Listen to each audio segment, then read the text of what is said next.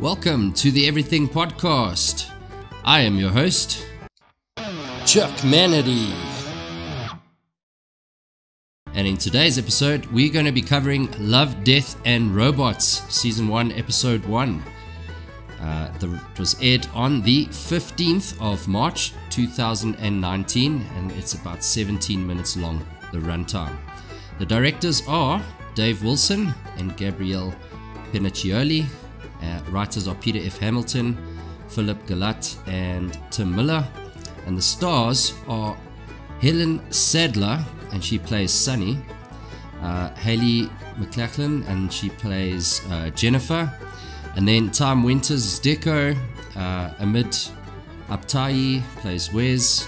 Christine Adams, Avrina.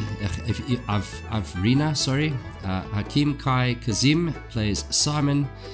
And Braden Lynch is the announcing voice.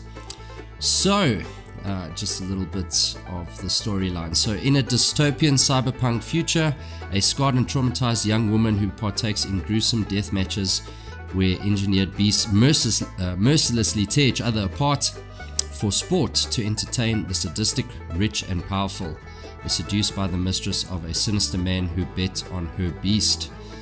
So, just something to take note of in the show. So Sunny's blacklight body paint, when illuminated, shows snake scales and a split diagram of a brain, possibly hinting at a twist ending at the end of the short. So without any further ado, let's get right into it. Okay, so it opens up to a very, very futuristic city. You can see it's got sort of these... Obviously you get that cyberpunk feel 100% as it opens up, but you get also a very dark and dingy feel as it obviously pans through to where these events will be taking place. So a truck pulls up to where the event obviously is going to be taking place, and you see that it says Predators on the side of the truck once it's been illuminated by blue light, or black light, sorry. Yeah, 3 people jump out of this truck, and one of which is Sunny.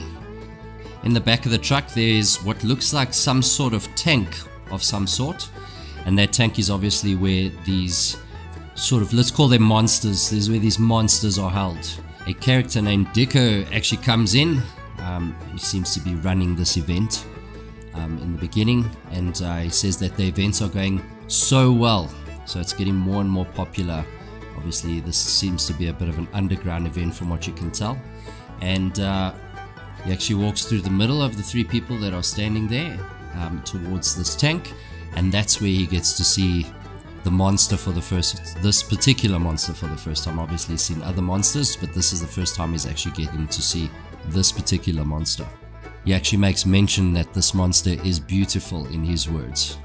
Deco makes a proposal to Sunny, asking, what if I asked you to lose this match? And the monster actually within the tank, because it's sort of suspended in what looks like a water gel type thing, and that monster actually reacts to it by hitting the tank. After asking if she could lose, she responds with a profanity ending with the word off, so you can only imagine. Sunny makes mention that she's unique, and that is because no one else uses a female as a pilot. Sunny makes mention of the fact that she is actually better than the men, and her friends back her up by saying that she's had 17 straight wins in a row. Deco then makes an offer of $500,000 for them to to lose the fight. And this I'm talking about is obviously Sunny and her team. Sunny responds, no. There's a lady that approaches Deko and obviously just gives a little bit of a backstory of Sunny while Sunny's walking towards her beastie. That's what they are called. The monsters are called beasties.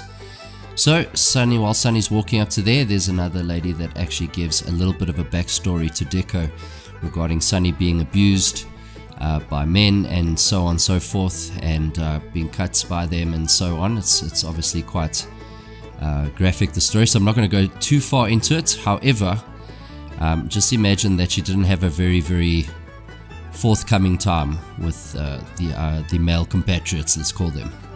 The lady then makes it clear that it's not about the money, this is personal. So the fight is not going to be thrown, this is a personal endeavor, which has been made very clear by everyone in the opening scenes. Deko makes mention that he doesn't want to press them any further and agrees to the terms. He also says that he hopes that they reconsider. Sunny walks into the arena and you see a cobra, like hologram type thing on these, what looks like little strips coming down from the ceiling, which is also fantastically done. Her opponent walks in and he has like a sort of orange background, and he also has different sort of designs on him to be lit up by the black light, so it's definitely got that cyberpunk feel. Her opponent takes a dig at her, mocks her a little bit and tells her that this little girl is going down. So yeah, let's see what happens. So there's a device called what looks like A-Link, and that would link up the brain of Sunny to her beastie, which is called Carnivore, spelled K-H-A-N-I-V-O-R-E.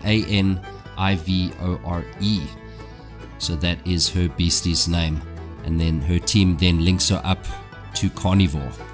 There's an announcer in the middle of the arena at the bottom where the beasties would obviously take battle, and he's obviously announcing that this is a huge fight, sort of highlighting how big this is of an event, and it truly is. As Sunny is linked up to Carnivore, you actually get a shot of the tank that Carnivore is in. That obviously the water would now come out and the machine unlocks to obviously let the beastie out. You see a shot of the beast claw obviously coming out. It's a nice close-up shot of the beast claw, which kind of puts the scare in you because you think, wow, how crazy is this monster, this beastie called Carnivore. It's fantastic. Carnivore gets introduced by the announcer and makes an entrance to the middle of the arena. You get to see Carnivore in all her glory, and it looks sort of, you'll see in the screen as well, it will pop up because I put pieces of the show on the screen, so you'll actually see what Carnivore would look like. I would say like a shark face with like sort of tentacles at the back, sharp claws, and sort of slenderly built. So obviously a fight for a person who's a little bit more, let's say, flexible and what I would imagine has a bit of technique, so that's obviously important moving forward.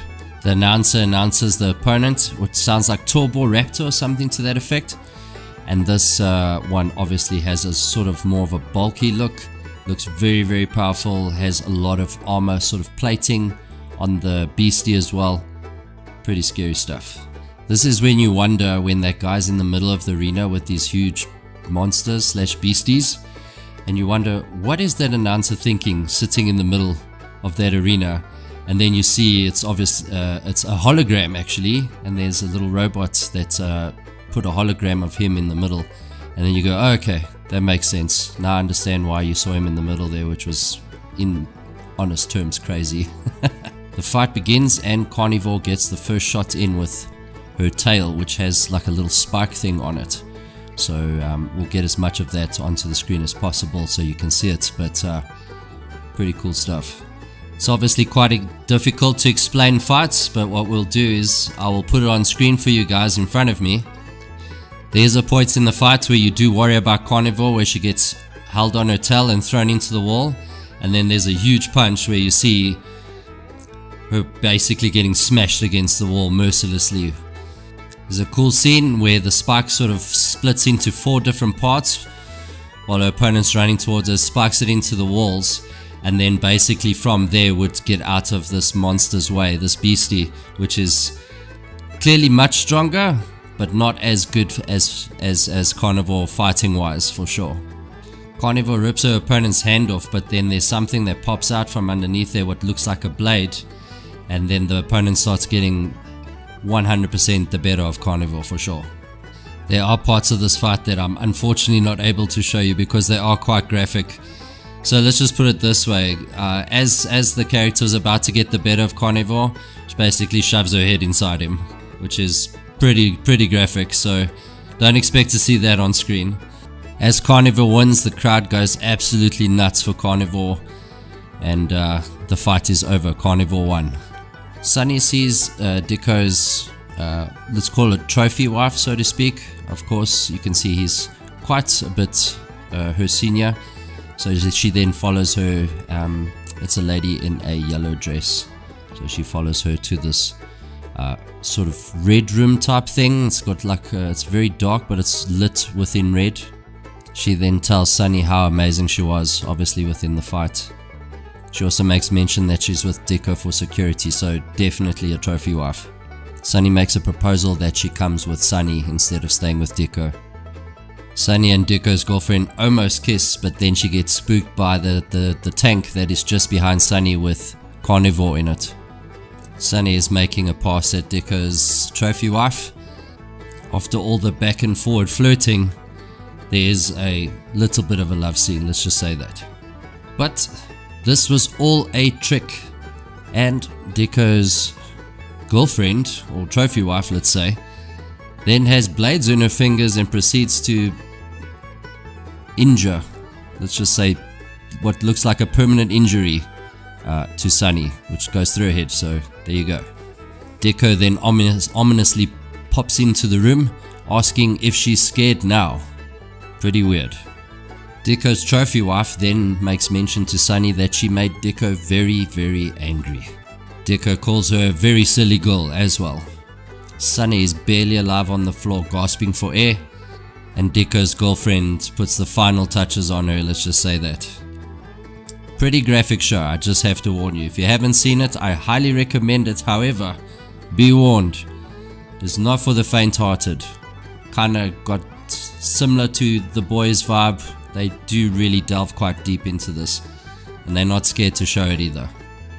Then, plot twist. You hear on the speakers a sort of little finale speech from Sunny. She knew that this was coming. She knew that they'd try and get rid of her, so to speak. And then basically what happens is you hear Sunny saying, or explaining the reason why she has that edge, the real reason she has that edge. And the real reason, according to her, is that she's not just fighting because of the sake of fighting. She's fighting for her life every time that she gets inside that ring. So the twist is that she isn't sort of linked to the monster, so to speak. She is kinda, but she is, in fact, the monster, the beastie. She then proceeds to get rid of the trophy wife, and as well as the trophy wife, she proceeds to get rid of Dicko as well. But you don't see that, you can just imagine that it's going to happen off screen. However, she does curl Dicko up in her tail, and then proceeds to ask him, as it goes, the screen goes dark, she asks in a very creepy way, "Are you scared?" Wow, what a crazy show.